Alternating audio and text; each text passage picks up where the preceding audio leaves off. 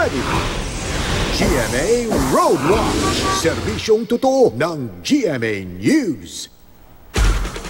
Narito na po ang lagay ng trapiko sa mga pangunahing kalsada sa Metro Manila mula sa GMA Road Watch.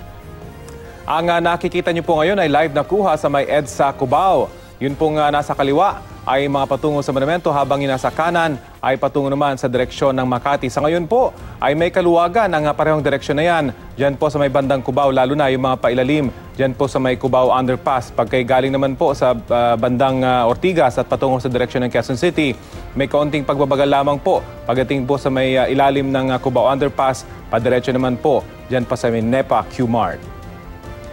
Samantala, iniuulat naman ng ating Wazers ang unusual traffic sa bahagi ng Sauyo Road dito po sa may Quezon City. Kung makikita nyo po yung pulang linya na yan, yan po yung Sauyo Road. Ayon po sa ating Waze app, ay nasa 18 minutes ang inyong ibabiyahe sa loob lamang ng 1.5 kilometers. So napakabagal po niyan. Kaya sa mga dumadaan po dyan sa may Sauyo Road, maghanap na po kayo ng alternatibong madadaanan dahil napaka-traffic po sa lugar na yan.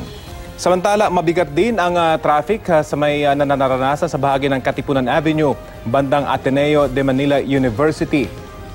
Itong direksyon na po ito paakyat ay patungo sa direksyon ng Quezon City at yung paubaba naman may kaluwagan patungo sa direksyon ng Pasig. Yan po yung inyong nararanasan ngayon. Ayon sa Waze ay pagdating sa may exit ng Katipunan, nandyan yung pag-iipon ng mga sasakyan kung kaya't mabigat yung daloy ng trapiko ngayon sa lugar na yan. Yan po ang latest mula sa GMA Road Watch. Magplano para sigurado, I am ready. Serbisyong totoo ng GMA News.